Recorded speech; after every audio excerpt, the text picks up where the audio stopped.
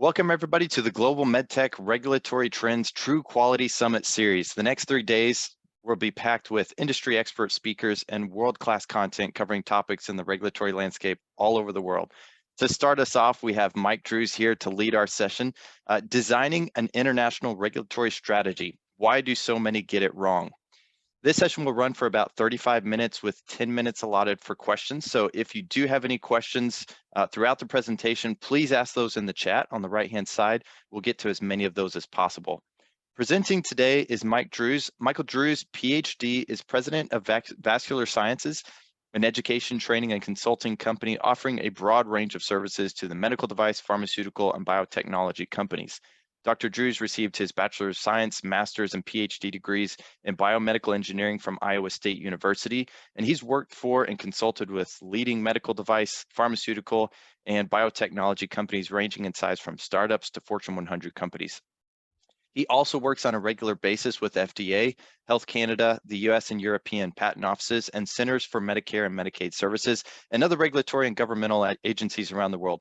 Mike is also a familiar voice of the Global Medical Device Podcast and probably a familiar voice in the industry if you've been in the industry very long. So without further ado, I give you Mike Drews. Go ahead and take it away, Mike. Thank you, Eddie, and for the very kind introduction. I want to thank you and my other friends at Greenlight for the opportunity to participate in today's discussion. And a special thank you to everybody in the audience, both those that are listening right now live and those that might be listening to the recording in the future, because without you, we would be just wasting our time.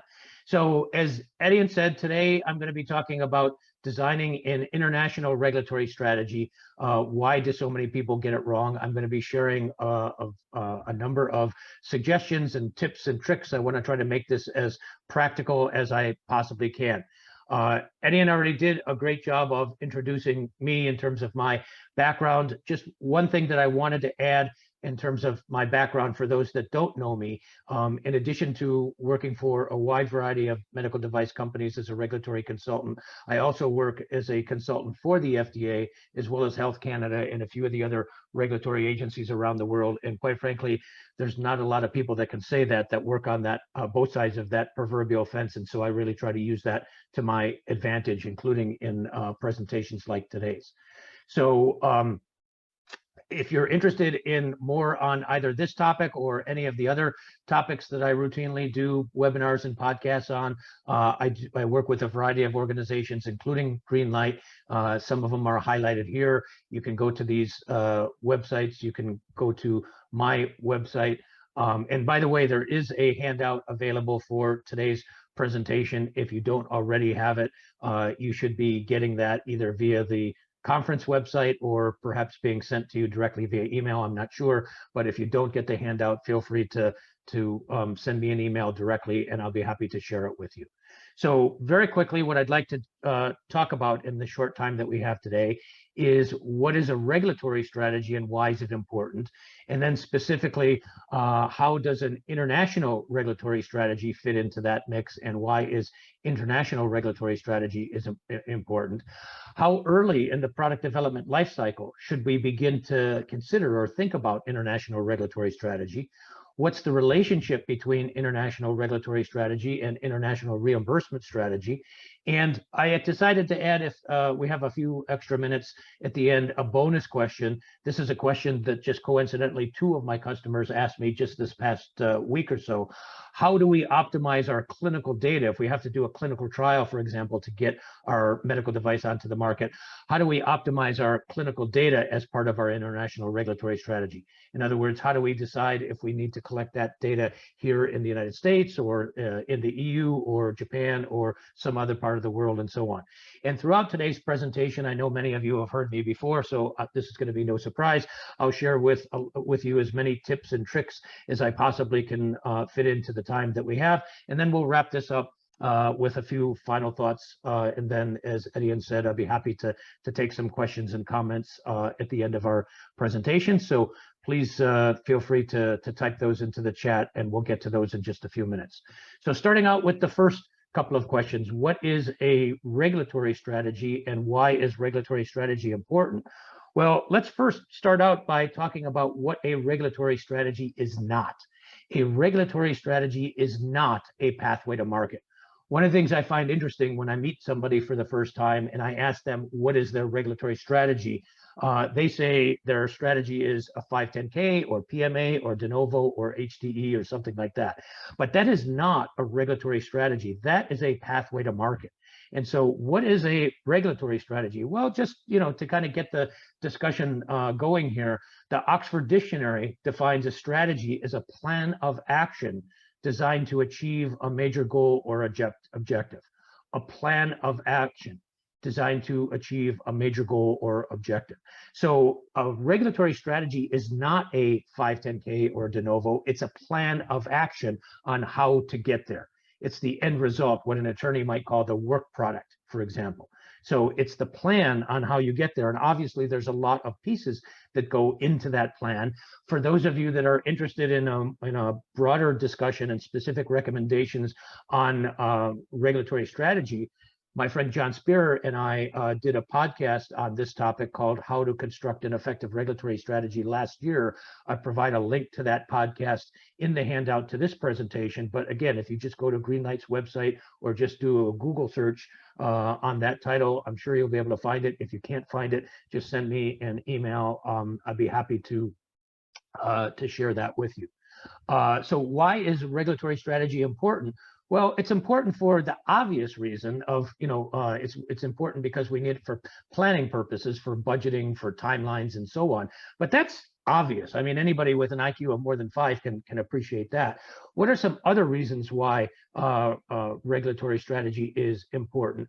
Well, one of the most valuable reasons why a company will ask me to come in and help them develop their regulatory strategy or put together what I call a regulatory strategy executive summary is because if they're a small company or a startup looking to raise money, they need to be able to take that regulatory strategy executive summary and boil it down to one or a couple of PowerPoint slides that they can then put into their pitch deck for their investors, so that when they get to the regulatory portion of their presentation, they can convince the investors that they know what they're doing and that the investors should sign their check. I'll give you a quick example.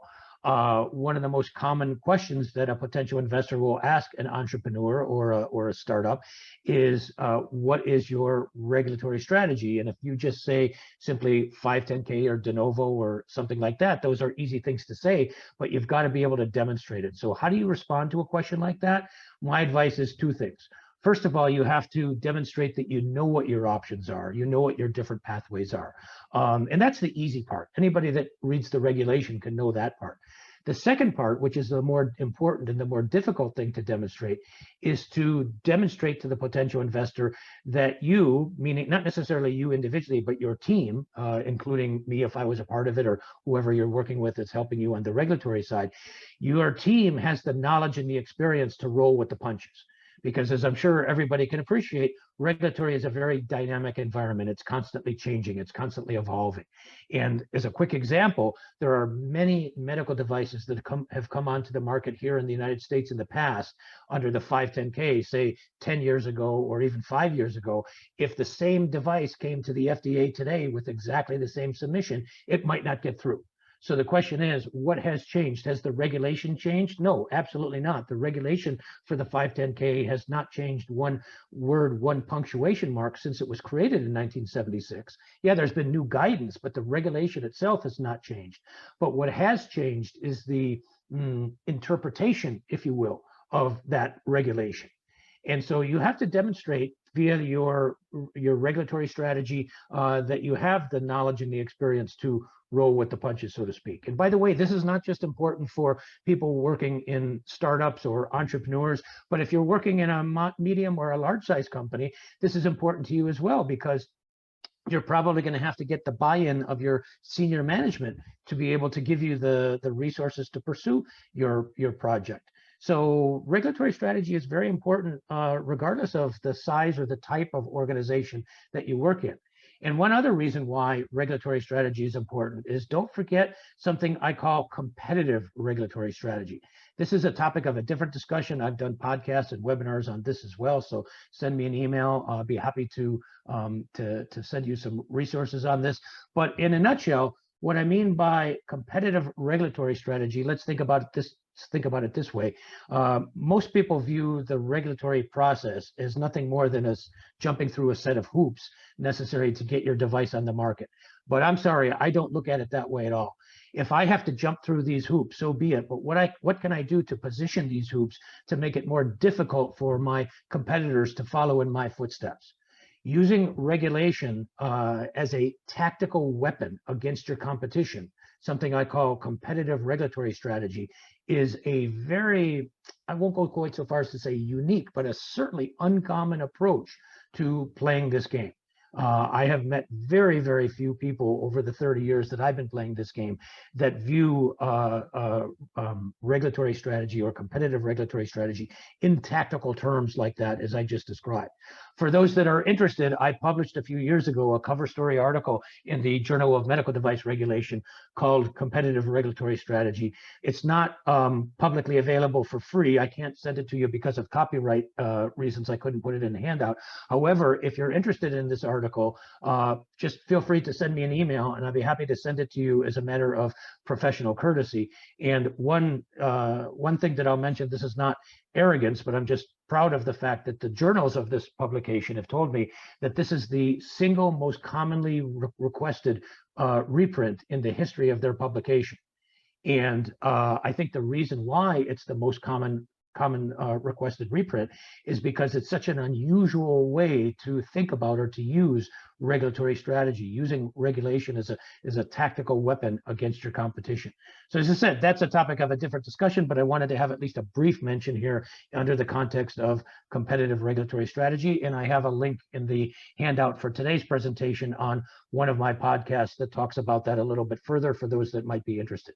All right, now getting on to the focus of today's discussion, which is, of course, international regulatory strategy. So what's the difference between regulatory strategy and international regulatory strategy, and why is international regulatory strategy important? Well, simple answer is your international regulatory strategy is nothing more than a global version of your US regulatory strategy.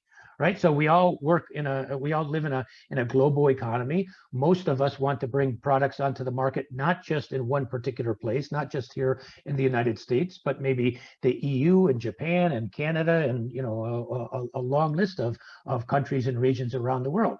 So your international regulatory strategy will encompass all of the different places that you want to do business in eventually. So how do you achieve this?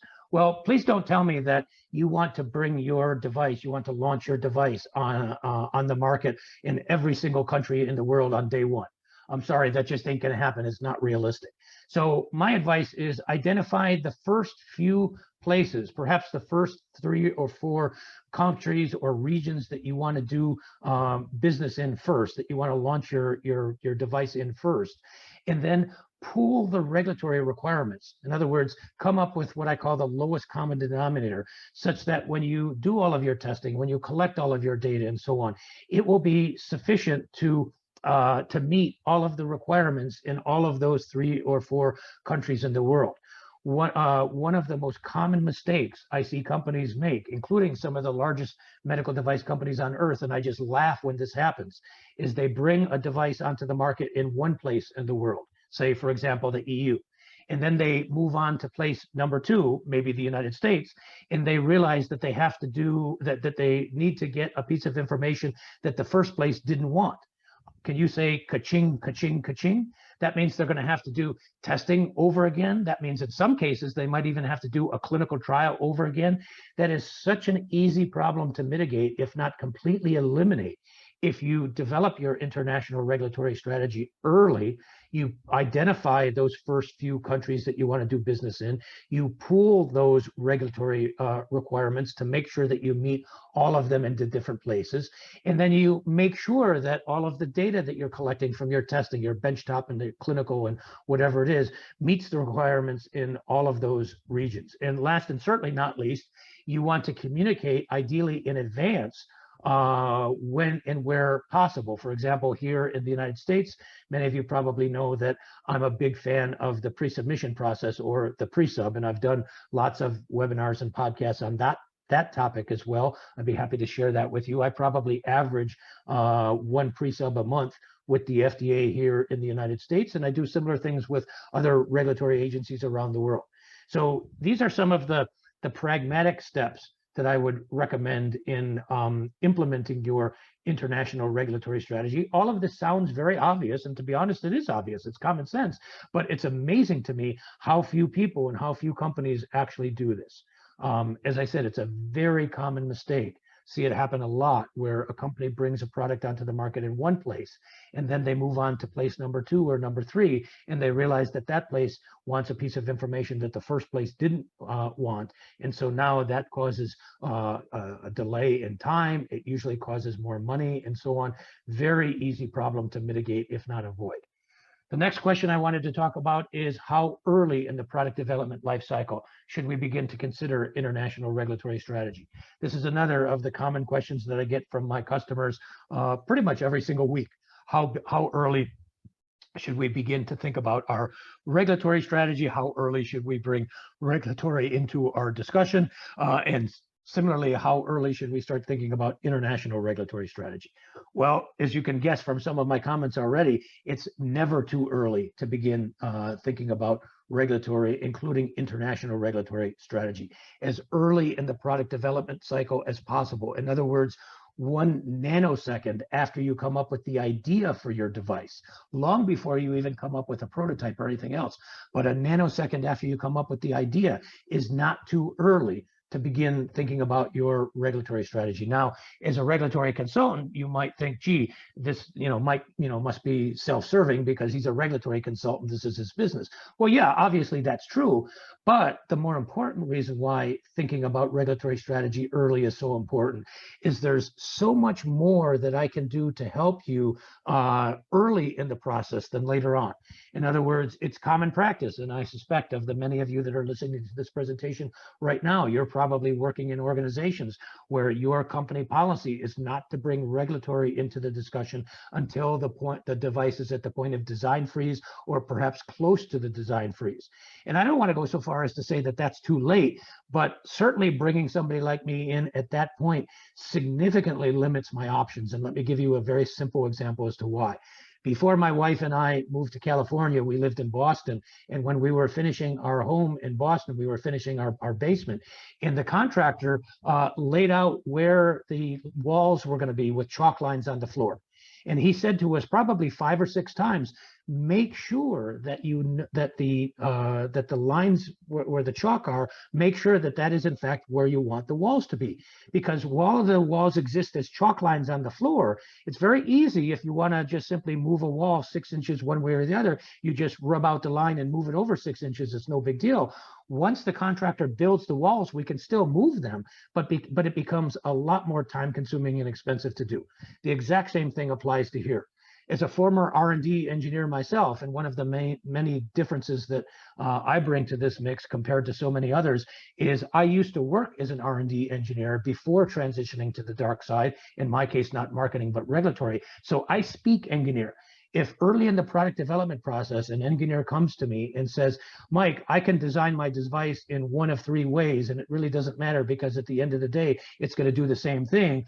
I can say to him or her, I can say, great. But if you design it, say, with option number 2, that's going to mitigate our regulatory burden or make our regulatory path easier, for example, than taking option 1 or option 3. If I make that recommendation later on, when the device is at the point of design freeze or close to it, I can still make that recommendation, but it becomes much more time consuming and expensive to implement. So bottom line, when you're thinking about regulatory strategy or regulation in general, it's never too early to begin that to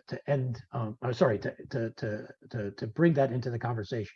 And here's sort of a little bonus question I thought of as I was putting the presentation for today together. It's another question that I get from my customers a lot, especially now with all of the changes that are going on in the EU medical device regulation. How do you decide which of those 3 or 4 companies that I mentioned, which of those 3 or 4 countries that I mentioned a moment ago that you want to go to first? US, EU, Japan, Canada, China, wherever it is. Well, I know that there's been sort of a resurrection of this debate since the EU MDRs have been gone into effect. Historically, a lot of people felt that it was better to go to the EU first because it was in many ways easier and quicker than going to the US. Now, with the EU regulation that's going into place, it's not such a clear-cut sort of a decision. There's advantages and disadvantages both ways. And by the way, I've been heavily involved over the last several years with the quote-unquote new EU regulation that's going into effect. I put that word new in air quotes. Why? Because I'm constantly reminded of the French philosopher, I can't remember his name, who said the more things change, the more they remain the same. So when it comes to the changes that are going on in the EU, yes, there have been a lot of changes. However, and this is the big caveat that I hear very few people talking about, there are a lot of changes, but in my opinion, never mind as a regulatory consultant, but as a professional biomedical engineer, most of those changes, I would say greater than 95% of the changes, are merely paperwork, are merely administrative. In other words, they're the forms, they're the processes, and so on and so on. There's actually very, very little that's changed in terms of actual substance, how you would design or develop or test a medical device, bringing it onto the market. And not to be cynical, but if the reason that we're having all of these changes in the EUS is to make sure that our devices in the future are safer and more effective than they are today, which is certainly an admirable goal, here's something to think about. If these changes in the EU don't lead to safer and more effective devices in the future, isn't this just simply a colossal waste of time and money? I'm happy to leave that as a rhetorical question, or if anybody wants to pick up on it during the Q&A in a few minutes, I'd be happy to. But I think it's a very important question to ask. And one of my friends who works at a notified body in the EU said that the changes that are happening in the EU is the greatest source of job security for people working in the notified bodies that's ever come along. So again, not to be cynical here, but just simply being realistic. There's a lot of changes, but will they ultimately lead to safer and more effective devices? I certainly hope so, but I do not see any evidence of that whatsoever. There's nothing as an engineer that I would do right now any differently in bringing a medical device onto the market. And what I mean, to be clear here, is different in terms of substance. That I wouldn't have done, 5 years ago or 10 years ago. Biocompatibility is biocompatibility. Usability is usability. Yeah, there's a lot of changes in the forms and the paperwork and the processes, but not in the actual biomedical engineering. And that, in my opinion, is a problem. Okay, just a couple of other things to talk about real quick before we move on to the Q&A portion. So Eddie, and hopefully we're getting some good questions, and you're collecting those questions. We can have those in the discussion. What's the relationship between international regulatory strategy and international reimbursement strategy? Well, just like I said a moment ago, it's very important to begin thinking about your international regulatory strategy as early in the product development process as possible. The same applies to international reimbursement strategy. You've got to start thinking about reimbursement as early in that process as possible, for a variety of reasons. I've seen it happen a number of times now, where a medical device company brings a device onto the market in some place in the world, say, for example, here in the United States, only to come to find that nobody benefits from it because nobody can buy it because CMS doesn't reimburse for it and the private insurers don't reimburse for it. So now, for those of you that are working in the 510K universe, this is probably not a big problem for you, because as a 510K device, you probably fit under an existing reimbursement code. But for those of you that are working on a de novo by definition is something that's new or novel, or at least it's supposed to be. And for those of you that are working on a new PMA, let's be honest, most PMAs are not new. They're quote unquote substantially equivalent to another device that we already have. And yes, I am using that substantial equivalence pun intended. It's not by accident, it's intended. But if you're working on something new or novel, that probably means you are not going to easily fit into an existing reimbursement bucket, if you will. And therefore, you're going to have to work with CMS to have a new reimbursement code created, which, as some of you probably know, is a lot of work. Bottom line, you've got to integrate your regulatory strategy with your reimbursement strategy. In other words, you have to take a holistic approach to make sure that that does not happen to you. And as a quick example, I'll just illustrate with the following. I've worked on several 510K devices, probably at least 4 or 5 of them, where I knew I was 100% confident that I could get that device onto the market here in the United States, that is, get it through the FDA without any clinical data. But I also knew that there was not a snowball's chance here in Southern California that CMS was going to reimburse for this device without any clinical data. So what we did, and I've done this now a few times, and it's beginning the beginning of a trend, I think, but I was one of the first people to do this, is before going to the FDA, we went to CMS, the Centers for Medicare and Medicaid Services, and we came to an agreement as to what kind of clinical data they would want to see for reimbursement or health economic reasons in terms of what is the clinical trial design, the number of patients, the number of sites, the inclusion and exclusion criteria, the endpoints, and so on. And we got an agreement with CMS, and then we went to the FDA. And even before anybody asked, I said, here's the clinical trial that I'm going to do. Here's what it's going to look like, the number of patients, the number of sites, the endpoints, and so on. And everybody in the room knew that I could have got that device on the market without any clinical data. I didn't tell FDA, oh, by the way, I'm doing this clinical trial, not for you, FDA, but your friends up the road at CMS. That's another example of how I call this a poker game in every sense of the word. But what did I just accomplish? I just collected a huge number of brownie points because, as I said, everybody in that room, certainly the folks on the FDA side of the table, knew that I could have gotten that device on the market without any clinical data. But in this case, I did it for CMS or reimbursement purposes, not for FDA purposes. As I said, this is now the beginning of a trend. Some people are now starting to do this, but it's a quick example of how it's so important to integrate regulatory strategy with reimbursement strategy, along with intellectual property and product liability and everything else. You really have to take a holistic approach. The very last thing that I wanted to mention quickly before we run out of time, one last bonus question, if you will, and this is a question that I just got from a couple of my customers just in the last week or so. That's why I decided to include it in here, is how do we optimize our clinical data if we have to do a clinical trial for our device? How do we optimize that under our international regulatory strategy? In other words, if we have a choice, or do we have a choice if we do a clinical trial, how do we know if we have to do that clinical trial here in the United States or outside the United States, or maybe do some combination of both? Well, let's first of all dismay a few myths. There is nowhere anywhere in the regulation that says with a 510K or a PMA or a de novo, you must or you must not do a clinical trial. That does not exist. The decision to do a clinical trial should be a function of many things, but it should not be a function of your pathway to market.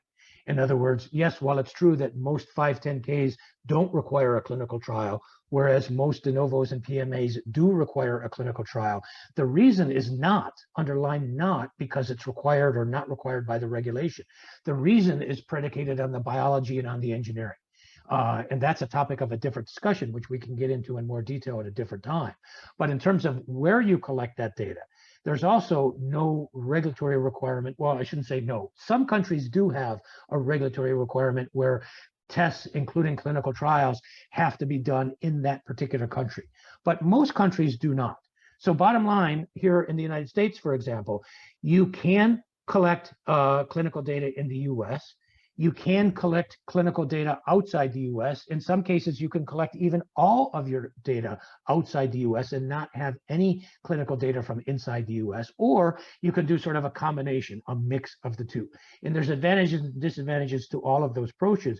I would caution you, though, if you are planning on doing a clinical trial for a US submission, but collecting all of your clinical data outside the US, I strongly recommend that that's one of the things that you should bring to the FDA in advance of your submission in the form of a pre-sub. I've done this many, many times to make sure that they see it that way, to make sure that it's kosher. One of the things that you will have to demonstrate is that if you were to do the clinical trial here in the US, you would get the same result.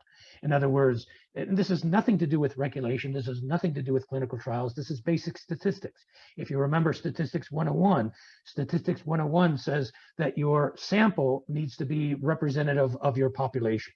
So if the population that you're going to be using your device on is the United States, but the sample that you use to test it in is, say, in France or Germany, the most obvious question that anybody with an IQ of more than 5 is going to ask is, how do I know that if I use my device in the US, since it was not tested in the US, that I would get the same results, that it would be equally safe and effective and so on? As long as you have a good answer to that question, I have absolutely no problem going to the FDA and say, oh, by the way, 100% of our clinical trial is going to be collected in Germany or in Japan or on the moon. For all I care, it doesn't matter. But if you don't have a good answer to that question, you either need to come up with one, or perhaps you need to revisit your clinical data as part of your international regulatory strategy. Again, that's just the tip of the iceberg on this particular question. Happy to go into that in more detail, and I've done some podcast discussions on clinical data requirements.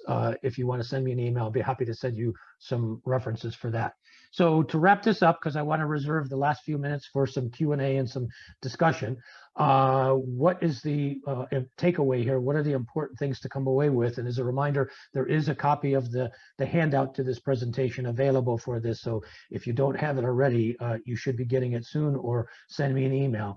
But as I said a few minutes ago, a regulatory strategy is not the same as a pathway to market. Telling me that the 510K is your regulatory strategy is not a strategy. That might be the goal, that might be your endpoint, but you need a plan of action on how to get there. You need to consider international regulatory strategy as well as, you need to consider international regulatory strategy as early in the product development process as possible. Remember, I said 1 nanosecond after you come up with the idea of the device is not too soon to start thinking about regulatory strategy. And you need to integrate your regulatory strategy with your reimbursement strategy, as well as your intellectual property strategy and your product liability strategy, and so on and so on.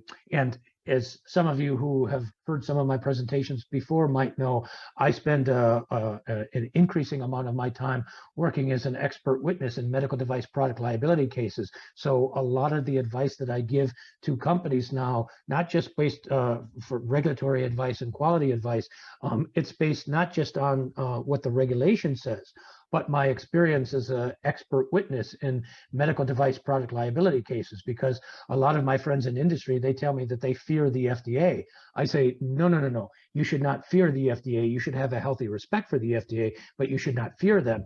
Who should you fear? You should fear the product liability attorneys, because they can instill a heck of a lot more damage to your company than the FDA ever could. So the takeaway here is consider international regulatory strategy early, integrate it with reimbursement as well as everything else, because if you don't, unfortunately, it can be a very time-consuming and expensive lesson to be learned. Don't forget competitive regulatory strategy. In other words, if you have to jump through a particular set of hoops, so be it, but use them to your advantage. What can you do to position those hoops to make it more difficult for your competitors to follow in your footsteps? Using regulation, thinking of regulation as a competitive weapon, is a tactical weapon against your competition, is a very uncommon approach to thinking in this industry. It is one of my approaches, and there are a lot of ways that can be done. And finally, as I just talked about, optimize your clinical data as part of your international regulatory strategy to make sure that you don't have multiple clinical data burdens. In other words, it's nuts how so many companies do a clinical trial in multiple places in the world, when basically the trial is the same thing. It's just so time consuming and expensive. And most importantly, it's inefficient. We're reinventing the wheel over and over and over again. There are ways that you can greatly mitigate that redundancy, or in some cases even eliminate it, if you include as part of your international regulatory strategy your clinical data plan as well. So what we've talked about in the last several minutes, just to recap, we've talked about regulatory strategy and international regulatory strategy and why each of them are important. We've talked about why it's important to start bringing regulatory strategy early in the product development process, as early as possible. What's the relationship between international regulatory strategy and international reimbursement strategy? And we even threw in a little bonus question there. How do we optimize clinical data as part of the international regulatory strategy? And I've thrown in a number of tips and tricks along the way. So just to wrap this up with just a couple of quick final thoughts, and then be happy to spend the last 10 minutes or so with some Q&A. There are obviously a lot of regulatory consultants out there, but in my opinion, there are very, very few good ones. You know, for those of you that know me, I come from a medical background. I used to teach medical school back in the day. I used to say to my med students, every surgeon has graduated from medical school, but does that mean that every surgeon is equally as good? Absolutely not. The same can be said for engineers and attorneys and even regulatory consultants. So there are a lot of regulatory consultants out there, but there are not a lot of good ones. So how do you become a good one, or how do you find a good one if that's your goal? Simple. Learn when to follow, but more importantly, learn when to lead. If it's to my advantage to follow in somebody else's footsteps, then I'll be the first to put on my PowerPoint slide at FDA or wherever it is in 72-point font, I'm doing the same thing that the people did before me. End of discussion. Don't let the door hit you in the you-know-what on the way out. But if it's not possible for me or to follow in somebody else's footsteps, or I have another way or a better way, I will be the first to work with FDA or Health Canada or whoever it is to carve out my particular path. Because somebody who wants to lead the orchestra, you must first turn your back on the crowd. If you want to lead the orchestra, you must first turn your back on the crowd. And unfortunately, we have far too few people in this field, at least in my opinion, that are willing to do that. We have a lot of sheep. We have a lot of people that are just, perfectly content, following in everybody else because they don't want to think for themselves. But we need more shepherds. We need more people who are willing to take that risk sometimes of taking a different path. Because if you're following in somebody else's footsteps, and let's be honest, that's what most people in this industry do. They're following in somebody else's footsteps. If you do follow in somebody else's footsteps, there's one thing I can guarantee, and that is you'll never go anywhere new. So at this point, that's probably a good time to end the presentation and open this up for some Q&A and discussion. I want to thank Edian for facilitating the discussion, and all of my friends at Greenlight for giving me the opportunity to have this discussion with you today. And obviously, thank you in the audience for your attendance, because without you, I would just be talking to myself. If you have anything that I can help with, you have my contact information. Feel free to contact me, call me, or send me an email. Be happy to help however I can. But at this point, I'll turn it over to you, Edian, and we'll have a little Q&A. How's that sound? Fantastic. Always appreciate the way you end your presentations. It's inspiring. You have the unique ability to not only make it interesting, but exciting. So I really appreciate your presentation. So Thank you, Edian. How often do you hear that a regulatory presentation is exciting, by the way? So I like that. Thank you. So we did get several questions. One I thought was interesting. It says a correct strategy assumes a maximum of 3 or 4 countries, but when the sales department is asked, where do you want to sell? They always answer everywhere. How is it possible to have a preventive estimate of the costs for each certification or extra common denominator? This would help in selection of countries. This is from GP. Yeah, great question, GP. Thank you for that question. First of all, I would never say that there's a correct answer to any question, including the one that you just asked. Or maybe I should rephrase that. There's not a single correct answer. There could be many different correct answers. The suggestion that I made, and it was only a suggestion, to identify the first 3 or 4 countries, that's just, a Mike Cruz suggestion. If you want to change that number and you want to make it smaller to 1 or 2 or bigger to 5 or 6, that's perfectly fine. But here's the problem, and I think this is the gist of your question, GP. If you come to me, as your marketing people would say, well, we want to sell our device on the entire earth, I would say, fine, that's our ultimate goal. That's our long-term goal, but that's not going to happen on day 1, most likely. So the question is, how do we work towards our long-term goal? Remember, strategy is all about the plan. It's not about the end result. The end result is a result of the plan.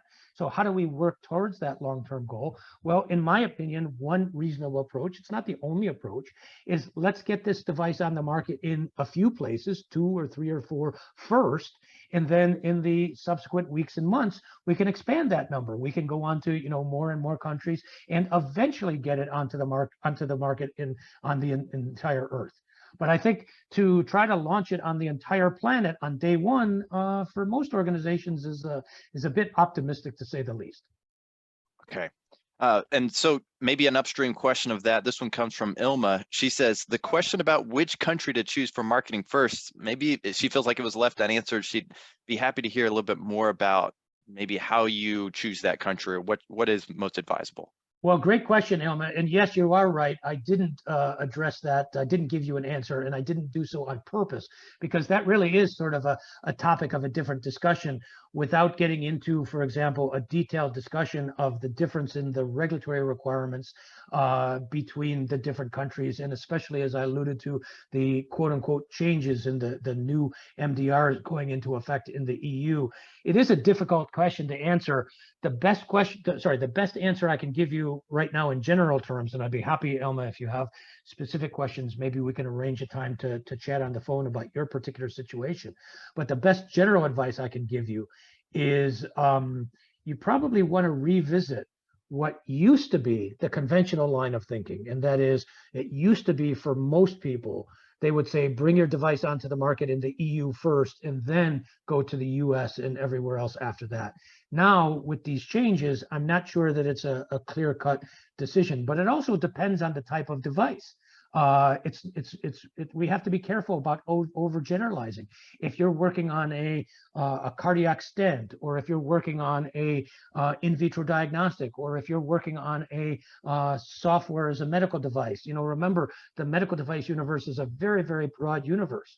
So just to say that regardless of what kind of a medical device you're working on, it is always best to bring it onto the market in X country first, I think is a gross oversimplification at best.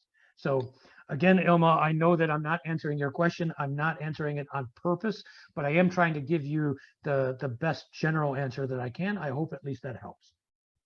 Okay, and this one comes from Loic. So you mentioned that it's never too early, and I don't know how early you had to get up to be here to present this, but your dedication to the industry is evident, Mike. But her question is, or his question, what are the typical regulatory questions to be solved at an early stage? You know, that very seed idea. What are the regulatory questions to be solved?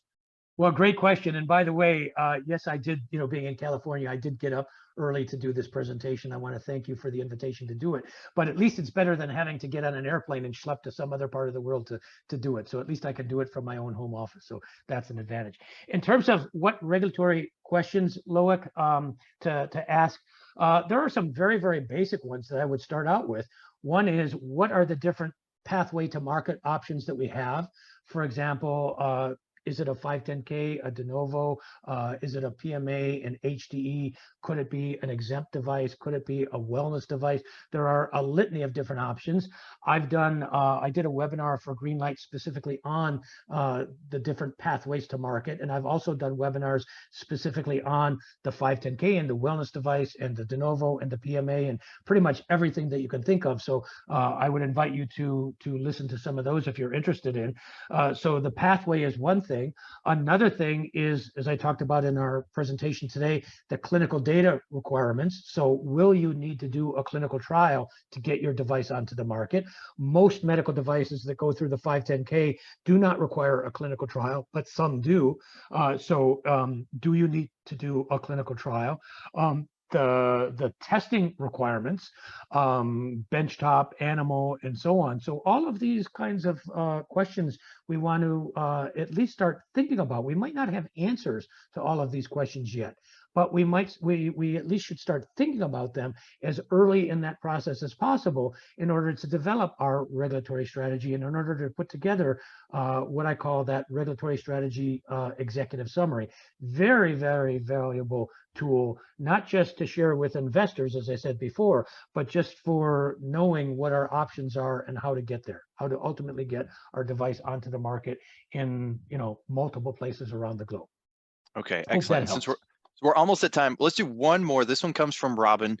She says, regarding strategy, if the EU requires more data, for example, performance testing, biocom, et cetera, than the FDA, do you recommend creating 2 reports, one for FDA and one for EU, to prevent confusion and additional questions? I think it goes back to the tactical advantage you were talking about. What are your thoughts, Mike? Yeah, good question. So if I understand the question correctly, Robin, in terms of the paperwork, you obviously don't want to, and you're quite frankly not allowed to commingle your submissions. In other words, you can't take, hypothetically speaking, and I don't think you meant this, but a carbon copy, and I know I'm dating myself, some people in this audience might not even know what carbon copy means, but you can't take a carbon copy of your EU submission and just send it to the FDA. So you do have to modify it. You do have to put it in the format that that particular regulatory authority is used to seeing.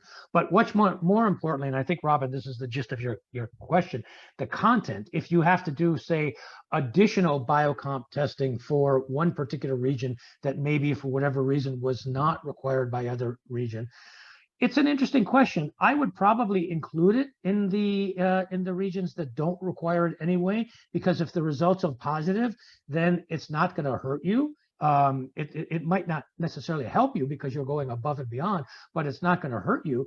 On the other hand, you might, if you identify the differences in the requirements early on, you might go to the authority that has the higher regulatory burden and say, hey, why specifically is this additional biocompatibility testing necessary? In other words, it's a great example you mentioned, Robin, about biocompatibility, but, and I happen to be a subject matter expert for FDA in several different areas, one of them being biomaterials and biocompatibility. So this is a topic that I do know something about. Biocompatibility of a material is a function, obviously, of a lot of different things, but it is absolutely not, underline not, a function of what part of the earth that you happen to be standing on at the time that you do the test.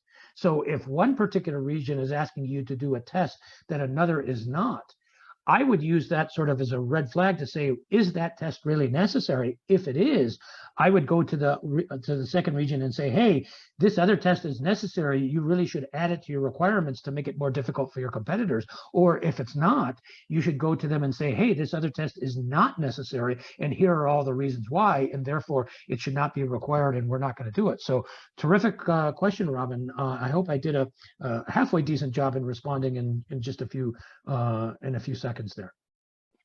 Thank you so much. We are at time. Thank you for going a few minutes over as well, Mike.